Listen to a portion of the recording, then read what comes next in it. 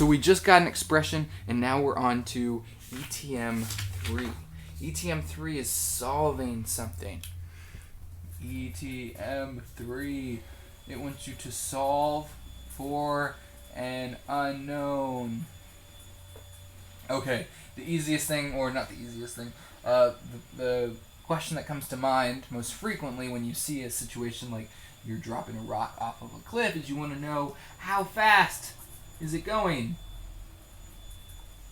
Rock going at the bottom.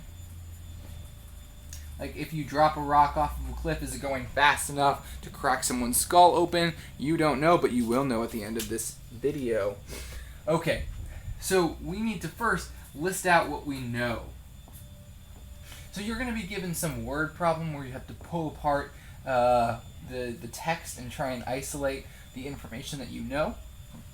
Off the bat, you know that G is 9.8 meters per second squared. And let's say that you read the text and you find out, oh, the height of the cliff, the initial height, that is, I don't know, 60 meters? Kind of arbitrary, it's whatever the text reads. And those are the pieces of information that you know. Oh, let's actually say that the mass of the rock, too, is 0.7 kilograms.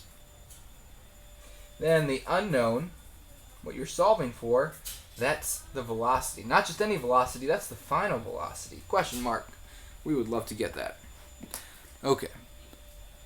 So now let's go to our equation that we just got in ETM2. This is it. And we're going to plug stuff in from left to right. We start with G. Do we know it? Yes, we do. 9.8. Let me plug it up here. 9.8 in parentheses. HI, that's 60. Equal to 1/2. I'm going to put 0.5. VF, do I know that? No, it's an unknown. I keep it as an unknown. I keep the squared. Okay. Then I plug in 9.8 times 60 into my calculator. Do I have one around?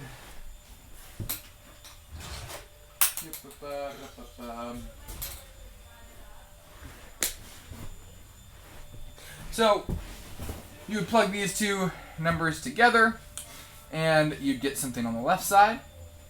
And you're ultimately trying to solve for this VF squared. In order to simplify this so that I can just do it, I'm going to call this 10.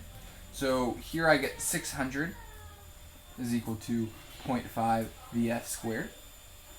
Then the next move is I'm going to divide both sides by 0.5 so that I can get VF by itself.